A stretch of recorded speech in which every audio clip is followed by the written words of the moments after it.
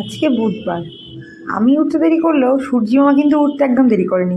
সে already মাথার ওপর সেই 7 সকালে উঠে গেছে, আর তেমনি গরম। যাই হোক, ঘুম থেকে উঠে আমি ফ্রেশ হয়ে বসেছি। ইতিমধ্যে স্নেহার ফোন।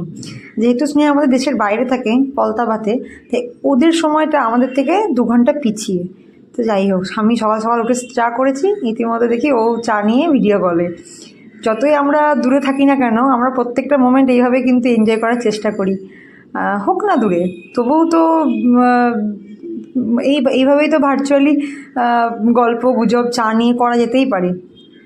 তো যাই হোক, তোর সাথে গল্প করতে করতে টাইমটা কোনোভাবে কেটে যায়। এরপর টিফিন কমপ্লিট করে, এইটা বাবাই অর্ডার করেছিল, এটা আমার খুব পছন্দের। তো যাই হোক, বাবা এটা অর্ডার করে দিয়েছিল, চলে এসেছে, এবার আমি এটা খাবো। তো এটা কমপ্লিট করে কি করেছি না, বেডশিটটা আজকে চেঞ্জ করে নিয়েছি আর ঘরটা ক্লিন করেছি, কারণ ভীষণ গরম পড়েছে। আর এতটা গরম চিন্তার বাইরে। এখনও তো গোটা বছরটা পড়ে আছে, কী যে হবে গরমে তার তো এখন ঠিক। তো সবাইকে একটাই রিকোয়েস্ট, সবাই ছোটো অল্প করে গাছ লাগাও, যেটা আমাদের খুব প্রয়োজন। গাছ কাটাতে গাছ লাগানো উচিত। আচ্ছা, এরপরে কিচেনের জানলায় দাঁড়িয়ে দাঁড়িয়ে দেখি রান্না করতে করতে এই যে কিছু একটা ঠাকুর মাথায় নিয়ে সবাই এরকম নাচ করছে।